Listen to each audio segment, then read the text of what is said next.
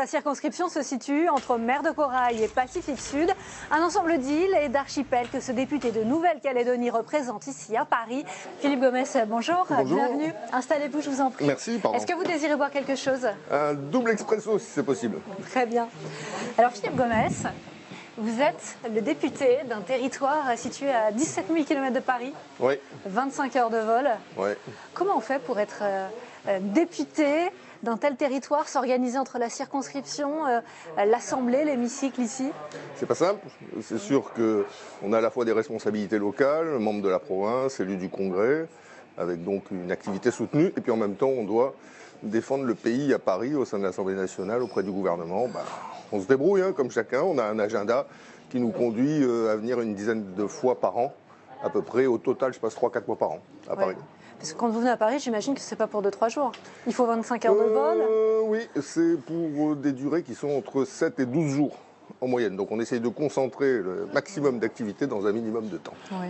Quand les lois concernent directement votre territoire, vous êtes présent ici à Paris. Oui, mais c'est très rare. C'est très rare? Oui, c'est très rare parce qu'en réalité, la Nouvelle-Calédonie est compétente sur tout, exception faite des compétences régaliennes, c'est-à-dire justice, armée, relations étrangères et monnaie. Et donc les textes qui passent dans ce domaine-là à l'Assemblée nationale sont extrêmement rares. Donc en réalité, notre travail ici, c'est plutôt de pousser bien sûr les dossiers de la Nouvelle-Calédonie auprès du gouvernement, de sensibiliser les députés sur l'histoire calédonienne et les échéances calédoniennes, le référendum notamment. Donc voilà, c'est un job un peu particulier puisque c'est très rare qu'un texte de loi concerne la Nouvelle-Calédonie, sauf quand c'est bien sûr son statut. Vous êtes arrivé en Nouvelle-Calédonie, vous aviez 15 ans. Oui, vous savez tout. Que vous imaginiez-vous à l'époque, jeune Rien du tout. adolescent? D'abord, j'étais très triste de venir en Nouvelle-Calédonie parce que j'étais bien sûr dans les valises de mes parents. Mon père était inspecteur de police, il avait longtemps souhaité venir en Nouvelle-Calédonie parce que c'était un chasseur sous-marin passionné. Donc on lui avait dit que le lagon calédonien était le plus poissonneux du monde. Donc voilà les raisons pour lesquelles je suis arrivé dans cette terre du Pacifique. Et puis j'y ai fait mon nid, le territoire m'a adopté ou je l'ai adopté ou peut-être les deux en même temps. Et puis voilà une histoire un peu... Vous étiez déçu au départ de venir en Nouvelle-Calédonie? Oui, bien sûr, très très déçu. J'avais tous mes copains, mes copines. Quitter Cherbourg? À Cherbourg d'abord, à Toulouse ensuite, à Toulon enfin, puisqu'on a fait ces trois endroits après avoir quitté l'Algérie au moment de l'indépendance en 62. Donc voilà, c'est les hasards de l'histoire familiale qui m'ont conduit à planter ma petite graine dans ce pays et à en être aujourd'hui très heureux, parce que bien sûr, c'est mon pays d'adoption. Oui, c'est devenu chez vous? Ah oui, c'est devenu chez moi, puisqu'en réalité, l'Algérie, j'ai que quelques images. Je suis parti, j'avais 3 ans et demi. La France métropolitaine, on a passé une dizaine d'années, mais d'une ville à l'autre, comme vous l'avez rappelé. Et donc, là où j'ai planté mes racines, là où j'ai mon endroit, moi, c'est la Nouvelle-Calédonie, et c'est plus particulièrement la Foix, commune dont j'ai été le maire pendant 20 ans. J'imagine que quand on arrive en Nouvelle-Calédonie, on a l'image de la carte postale. Oui, bien sûr, parce que vous savez, même vous, quand vous m'interrogez, vous ne connaissez pas le pays, donc vous pensez à quoi? Vous pensez à des plages de sable, vous pensez à des cocotiers, vous pensez au soleil, vous pensez à la mer, vous pensez à une sorte de Dolce Vita pacifique, quelque chose comme ça. Alors qu'on est ça, mais on est plus que ça. Enfin, ce que je veux dire, c'est que la Nouvelle-Calédonie, c'est une histoire, celle d'un peuple autochtone qui vivait là depuis 3000 ans, et d'une colonisation ensuite pénale et d'une colonisation libre. La Nouvelle-Calédonie, c'est aussi une culture millénaire, la culture kanak, et d'autres cultures qui sont venues au fil du temps, polynésiennes, métropolitaines, asiatiques, qui sont venues faire un melting pot qui n'a pas d'équivalent dans le monde. Et puis la Nouvelle-Calédonie, c'est un rapport au temps, au monde, qui n'a rien à voir avec le rapport d'une Parisienne ou d'un Parisien. C'est autre chose. Alors, c'est-à-dire vous savez, on dit en Nouvelle-Calédonie qu'on n'a pas l'heure, mais on a le temps, par exemple. Et donc on a toujours un rapport au temps, à l'heure des rendez-vous, c'est le temps du palabre. On peut parler des heures et des heures et des heures sans prendre de décision au bout du compte, ce qui est considéré comme improductif à Paris, en France métropolitaine. Mais chez nous, ce temps est un temps nécessaire pour qu'au bout du compte, on arrive à ce qu'on appelle un consensus. Et donc vous voyez, imaginez que ça fonctionne comme ça en métropole, je ne sais pas si on déciderait quelque chose, parce que les consensus sont quasiment inaccessibles. On le voit sur les retraites, là. Ouais.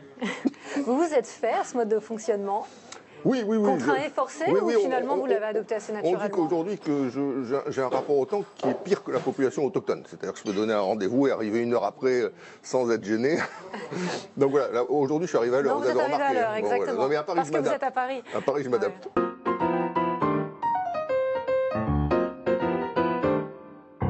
Alors en 84, vous l'avez dit, éclatent les premiers affrontements entre indépendantistes, loyalistes et forces de l'ordre en Nouvelle-Calédonie. Et vous vous engagez dans le camp de la Nouvelle-Calédonie française. Oui. Très tôt, finalement, vous vous engagez en politique. Oui, mais vous savez, je n'étais pas du tout intéressé par la politique. Au même titre que la Nouvelle-Calédonie est un hasard, la politique est un hasard dans ma vie. Peut-être une vie, c'est une succession de hasards. Et en réalité, moi, je profitais du pays. J'étais un jeune homme. Voilà, sac à dos. C'est ça, voilà. Donc là, c'était avec mon ami Philippe Michel, avec qui j'ai usé mes fonds de culotte au lycée La Pérouse, principal lycée de Nouvelle-Calédonie. On a ensuite été à Nice, faire nos études de droit. Et on a fait ensuite une kyrielle de campagne électorale, puisque il y a quelque temps encore, il était président de la province sud. Et Philippe Michel, ensemble, on a fait le tour de Nouvelle-Calédonie en stop, pendant 15 jours, en découvrant chaque vallée, chaque tribu, chaque commune. Je rappelle que la Nouvelle-Calédonie, c'est une grande terre, hein, il y a 450 km de long, hein, donc on a le temps de crapahuter. Et donc moi, je profitais de ce pays, mais je ne m'interrogeais pas sur l'histoire de ce pays, sur les difficultés qu'il y avait, jusqu'au moment, je me souviens, c'était après une nuit un peu agitée, vous savez, quand on a 20 ou 25 ans, on fait la fête, et donc je me réveille un matin, très tard, et j'écoute la radio, et qu'est-ce que j'entends? Des barrages, des morts, des coups de fusil, des fermes brûlées. Et là, d'un coup, c'est encore présent dans ma mémoire, c'est il y a plus de 35 ans, je me suis dit, il y a un pays qui vit à côté de moi, et je ne m'y suis jamais intéressé à ce pays. En réalité, j'en ai profité sans m'y intéresser. Et c'est de là que date ma conscience politique et mon engagement politique. Ouais. Vous vous engagez donc pendant ces événements. Pourquoi, du coup, ce camp de la Nouvelle-Calédonie française? Parce que c'était tellement évident. Vous savez, à l'époque, on ne se posait pas trop de questions par rapport à la colonisation. Maintenant, c'est des sujets qui sont très prégnants, hein, mais à l'époque, on ne se posait pas de questions. On était là, on était français. La Nouvelle-Calédonie était une terre française. Bon, certes, il y avait des Kanaks, mais bon, ils étaient là. Hein.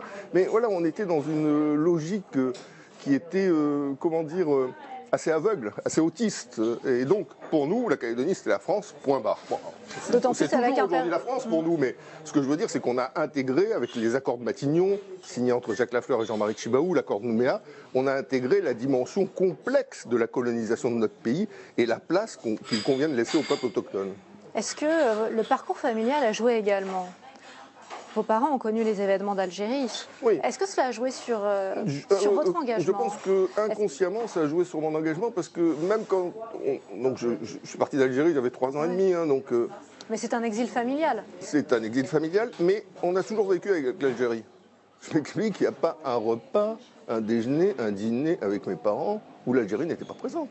Est-ce que ça a joué sur mon rapport à la Nouvelle-Calédonie? Vous aviez peur de le revivre en Nouvelle-Calédonie? Mais non, mais je pense quand même que cette histoire d'Algérie, par la manière dont elle m'a imprégné dans ma jeunesse, a probablement aussi construit une part de mon combat contre l'indépendance de la Nouvelle-Calédonie, même si les deux cas n'ont strictement rien à voir. Vous dites que vous avez évolué justement sur cette question de Oui. l'indépendance. Oui.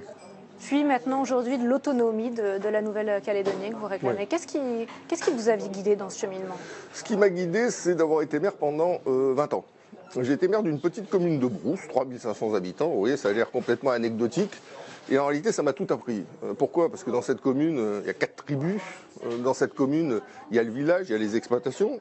Le rapport d'un Calédonien comme moi, Calédonien d'adoption, à la Nouvelle-Calédonie n'est pas le même si vous avez appris votre pays dans une commune de Brousse ou si vous êtes originaire de la ville.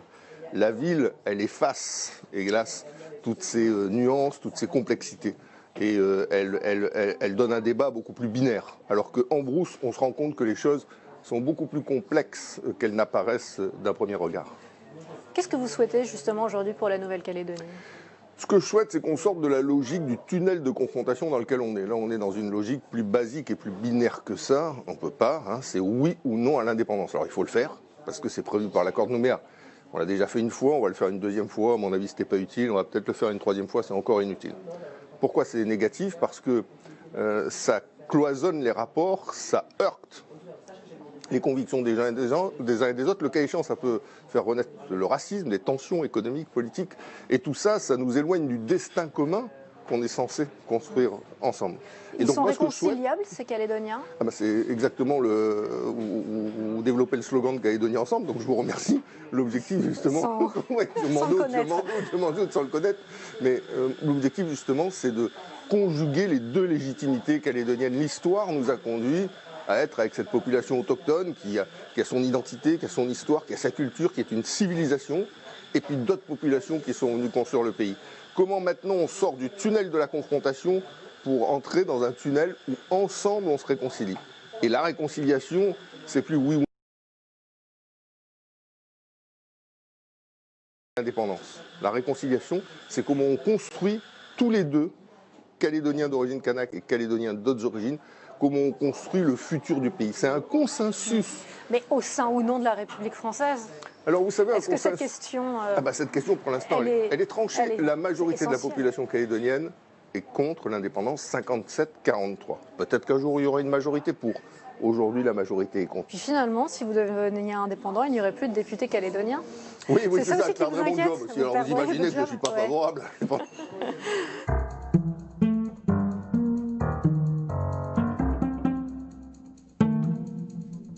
Sans ces événements de 84 à 88, vous auriez fait de la politique? Non. Non. Moi, je n'ai jamais voulu faire politique. Je vous dis, c'est un hasard. La Nouvelle-Calédonie est un hasard. La politique est un hasard.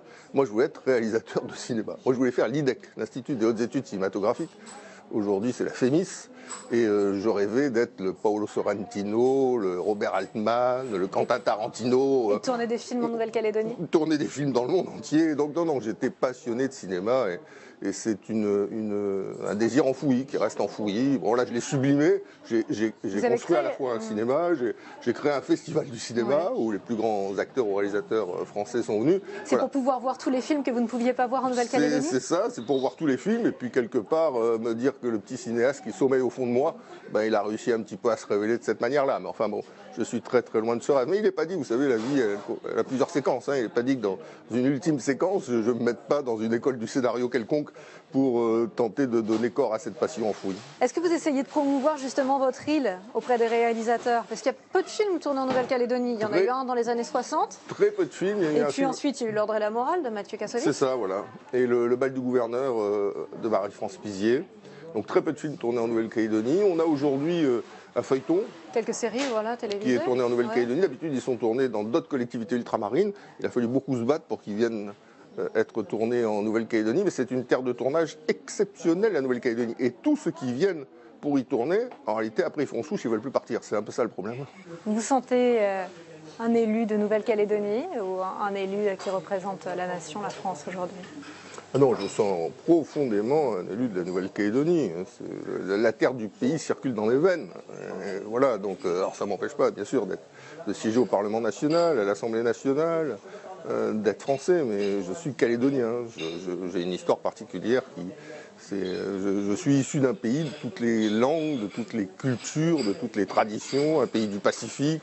Donc certes, on est français, mais des Français avec un ADN, qui est un ADN qu'on trouve pas ailleurs dans la République.